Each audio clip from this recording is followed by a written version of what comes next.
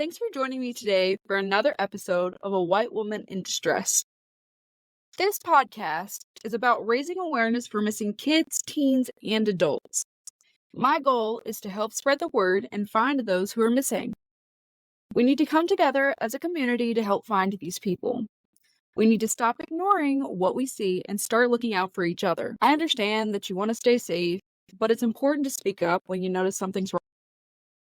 If someone you loved was missing, you would want people to help.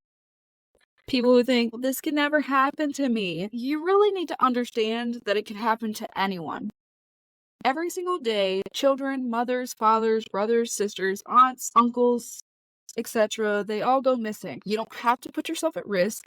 You can always call in tips anonymously, and then if they ask your name, just tell them that you want to remain anonymous. Our goal should ultimately be to bring everyone home safely, because that's what we would want if our loved one was missing. Everyone deserves to know what happened, and families deserve closure. Sometimes when I do post videos, I will be adding in a few crime scene photos maybe, but this may not be one of them, but this may be one of them. So viewer discretion is advised.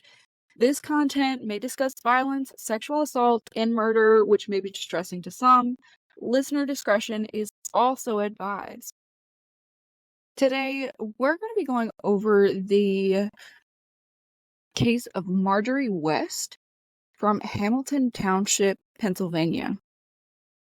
She disappeared on May 8th, 1938. So I'm going to go over a little bit of history and a little bit of everything in here to add some backstory into the case. 1980s was a turbulent decade for the United States, marked by the Great Depression and significant social changes. Law enforcement techniques were far less advanced than today. With limited forensic capabilities and no computerized database, missing person cases, especially involving children, were often reliant on community search efforts and investigative techniques. During this time, the FBI was still in its infancy, being established in 1908. The agency was beginning to develop more sophisticated investigation methods under the leadership of J. Edgar Hoover. But resources were often stretched thin. Local police departments, including those in small towns like Bradford, Pennsylvania, were typically underfunded and under-equipped. The concept of stranger danger was not as prevalent, and many families felt safe letting their children play outdoors without constant supervision. This cultural context provides light into why Marjorie West's disappearance was so shocking and devastating to her community.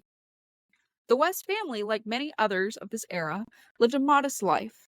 Shirley and Celia West worked hard to provide for their 4 children. The church service and subsequent picnic on Mother's Day were typical activities that reflected the family's values and the tight nature of their community. As the years passed, numerous theories emerged about what might have happened to Marjorie.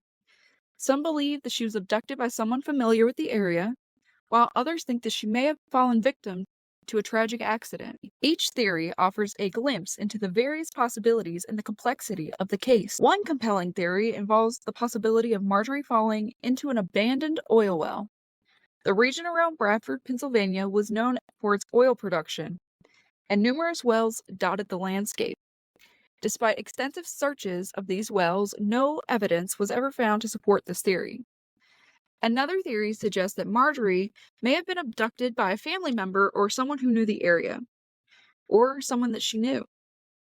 This theory gained traction due to the reported sighting by the taxi driver in West Virginia. The idea that Marjorie could have been taken out of state raised questions about interstate cooperation between law enforcement agencies at the time. The Tennessee Children's Home Society theory is perhaps the most chilling. Georgia Tann, the director of the society, was known for her involvement in the illegal abduction and sale of children. Some speculate that Marjorie may have been one of the many children taken by this organization. However, despite the notoriety of the Tennessee Children's Home Society, no concrete evidence links directly to Marjorie's disappearance. The emotional toll on the West family was immense. Celia West, Marjorie's mother, was reportedly devastated and never fully recovered from the loss of her daughter. Marjorie's older sister, Dorothea, who was with her when she disappeared, carried the burden of that day throughout her entire life. Dorothea's advocacy for continued efforts to solve Marjorie's case highlights the enduring pain and hope that defines many families of missing persons. Interviews with surviving family members and friends offer a stark reminder of the human side of these cases. They share memories of Marjorie's playful nature, her bright smile, and the void left by her absence. These personal stories underscore the importance of continuing the search for answers, no matter how much time has passed. Marjorie West's case has been featured in numerous articles, books, and TV shows over the years. Each retelling brings new attention to her story and keeps her memory alive. From early newspaper reports to modern true crime podcasts, the media has played a crucial role in maintaining public interest in the case. Some notable media mentions include features on popular TV shows like Unsolved Mysteries and detailed investigations in true crime books. These accounts often highlight new theories or revisit old ones, contributing to the ongoing discussion and search for closure. Advances in forensic technology have revolutionized the field of criminal investigations. Techniques such as DNA analysis, ground-penetrating radar, and advanced search methodologies have the potential to uncover new evidence in long cold cases like Marjorie's. Periodic re-examinations of the evidence by modern investigators offer hope that new leads may eventually emerge. The Pennsylvania State Police and other agencies remain committed to solving Marjorie's case, urging anyone with any information to come forward. The community's response to Marjorie's disappearance was immediate and heartfelt. Volunteers from Bradford and surrounding areas joined the search efforts, reflecting the close-knit nature of small-town America. Over the years, community members have continued to honor Marjorie's memory through various events. Local schools and organizations have also played a role in keeping the case in the public eye. Awareness campaigns and fundraising efforts support ongoing search and investigation efforts, demonstrating the community's enduring commitment to finding answers.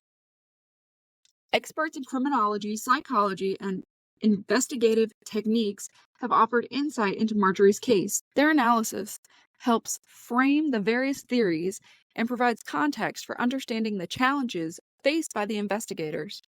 For instance, criminologists might explore the likelihood of child abductions by strangers versus acquaintances, while psychologists could offer insight into the long-term impact on families of missing children. These expert opinions add depth to the narrative and highlight the complexities involved in solving such cases. Marjorie West's disappearance remains one of the most enduring mysteries in Pennsylvania history. Despite extensive search efforts and numerous theories, her case still remains unsolved.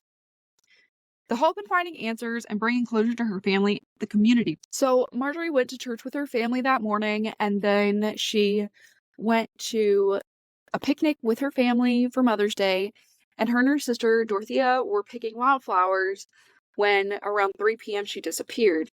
So they really don't know much about who was in the area, because the two vehicles that were close to their site were dismissed, later being revealed that they were unrelated to the case. And then there was a taxi driver in West Virginia who had said that he had seen Marjorie with a man claiming to be her father, and he was looking for a liquor store and a hotel, I believe.